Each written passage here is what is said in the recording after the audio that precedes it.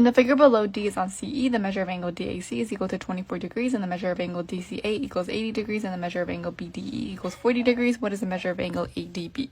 As you can see, 40 degrees, this unknown angle, and this angle over here form a line. In a line, there are a total of 180 degrees.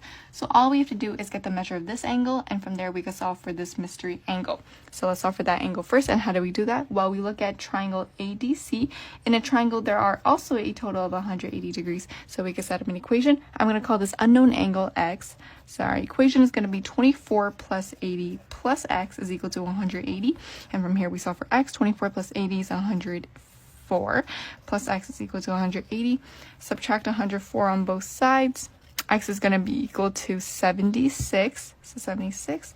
And then now we form a new equation with the line. 40 plus our mystery angle, which I'm going to call Y, plus 76 is equal to 180.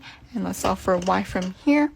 40 plus 76 is 116 plus Y is equal to 180. And then we subtract 116 on both sides.